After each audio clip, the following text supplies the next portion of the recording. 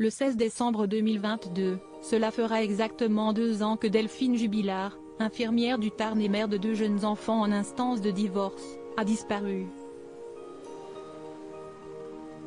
De longs mois sans avoir retrouvé une trace de cette trentenaire qui a été, pour ses proches, tuée.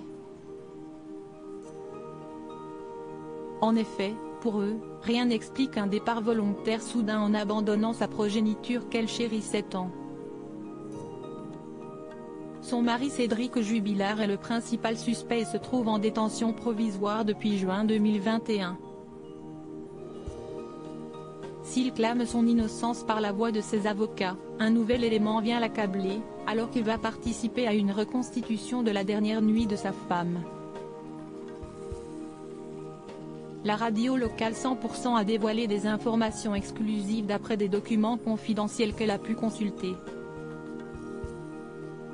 Les gendarmes de la section de recherche de Toulouse ont analysé le podomètre du présumé coupable.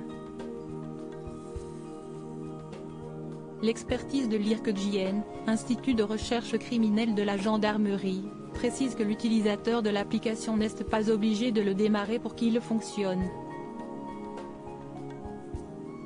Elle n'a enregistré que 46 pas entre 3h53 et 4h. 255 pas pour la tranche 4h, soit de petits déplacements puisqu'aller aux toilettes équivaut en moyenne à une quarantaine de pas. Ce qui contredit le fait qu'il a cherché son épouse disparue dans la nuit, comme il l'avait affirmé aux gendarmes peu après sa disparition. Son précieux téléphone, son point faible. S'il n'était pas obligé d'avoir son téléphone sur lui, rappelons qu'il ne l'a éteint que 2 fois durant l'année 2020, il a toujours beaucoup utilisé son appareil au quotidien.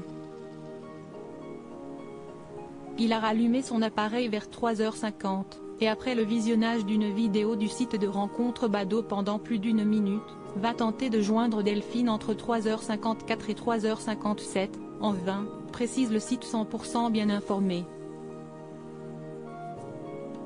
Puis, il échange de nombreux messages avec une amie de Delphine et après avoir appelé les gendarmes vers 4h du matin, il va passer des appels frénétiques vers le numéro de la mère de ses enfants, 150 appels jusqu'à 8h12, précise 100%. De quoi appuyer le fait que le peintre plaquiste n'a pas dû se séparer de son smartphone et que donc, le podomètre a pu bien calculer le nombre effectif de pas qu'il a fait. Un élément qui s'ajoute au fait que lors d'une disparition temporaire de Delphine en août 2020, parti regarder les étoiles et communiquer avec son amant dans la nuit, Cédric Jubilard n'avait pas appelé les gendarmes. Alors que les autorités qui ont remarqué que le principal suspect est allé chez sa mère dès le 16 décembre comme si sa femme ne devait plus revenir et les a contactés pour savoir qui va payer les factures mais jamais pour savoir si son épouse a été retrouvée.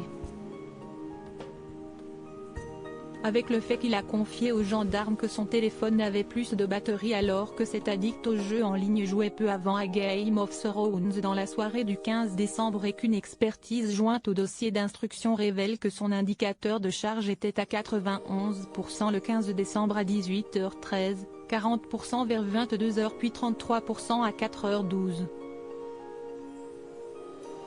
Autant d'éléments qui témoignent du fait que l'artisan controversé aurait très bien pu avoir gardé son téléphone avec lui durant la nuit fatale. Cédric Jubilard reste présumé innocent des faits qui lui sont reprochés jusqu'à la clôture définitive du dossier.